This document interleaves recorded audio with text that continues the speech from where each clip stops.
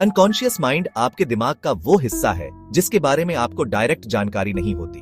इसमें आपकी सारी यादें, भावनाएं, इच्छाएं और विचार दबे होते हैं जो आपके आज के व्यवहार पर असर डालते हैं, भले ही आपको इसका एहसास न हो। मनोवैज्ञानिक सिगमंड फ्रॉइड के अनुसार हमारे मन के 3 मुख्य हिस्से होते हैं जो मिलकर काम करते हैं। आईडी, ये मन का सबसे बेसिक और जंगली हिस्सा है। इसे एक छोटे बच्चे की तरह समझें जिसे सब कुछ तुरंत चाहिए होता है। ये प्लेजर प्रिंसिपल पर काम करता है, मतलब जो अच्छा लगे वो करो, नतीजों की परवाह मत करो। इसमें हमारी मूल इच्छाएं होती हैं, जैसे भूख, प्यास और गुस्सा। ईगो, ये मन का मैनेजर या रेफरी है। ईगो रियलिटी प्रिंसिपल पर काम करता है। इसका काम है ईड की जिद और असल दुनिया के नियमों के बीच एक बैलेंस बनाना। ये सोचता है, ठीक है, तुम्हें ये चीज चाहिए, लेकिन इसे पाने का सही तरीका और सही समय क्या है। ये हमारे फैसले लेने में मदद करता है।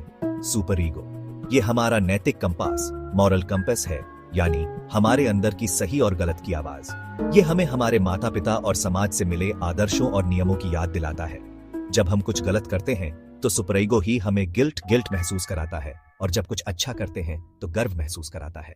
ये तीनों हिस्से हमेशा एक दूसरे से बातचीत और कभी कभी लड़ाई भी करते रहते हैं। सोचिए, आपको किसी की महंगी घड़ी पसंद आ गई। आपका ईड कहेगा, ये बहुत अच्छी है, इसे अभी चुरा लो। आपका सुपर ईगो तुरंत कहेगा, नहीं, चोरी करना पाप है, ये बहुत गलत बात है। तब आपका ईगो बीच में आकर एक रास्ता निकालेगा, चोरी करना गलत है, तुम मेहनत करके पैसे कमाओ और फिर ऐसी ही एक घड़ी खरीद लो। एक स्वस्थ दिमाग में ईगो इन दोनों ईड और सुपर ईगो को कंट्रोल में रखता है, जिससे इंसान समाज में सही तरीके से व्यवहार कर पाता है। अनकॉन्शियस माइंड की पावर को कम नहीं किया जा सकता, क्योंकि वो हमेशा रहेगा, लेकिन हम उसके नेगेटिव असर को समझकर उसे कम जरूर कर सकते हैं। माइंडफुलनेस एंड मेडिटेशन, जब आप ध्यान लगाते हैं तो आप अपने विचारों और भावनाओं के प्रति ज्यादा जागरूक होते हैं। इससे आपको पता चलता है कि कौन से विचार अनकॉन्शियस से आ रहे हैं और आप उन पर बिना सोचे समझे रिएक्ट करना बंद कर देते हैं। थेरेपी और काउंसलिंग, एक प्रोफेशनल थेरेपिस्ट से बात करके आप अपने दबे हुए डर, ट्रॉमा और इच्छाओं को समझ सकते हैं। जब कोई दबी हुई चीज कॉन्शियसनेस में आ जाती है तो उसका आप पर कंट्रोल कम हो जाता है। जर्नलिंग, रोज अपने विचार और भावनाओं को लिखने से आपको अपने पैटर्न समझने में मदद मिलती है। आप जान पाते हैं कि आपको किन बातों पर गुस्सा आता है या कौन सी बातें आपको दुखी करती हैं।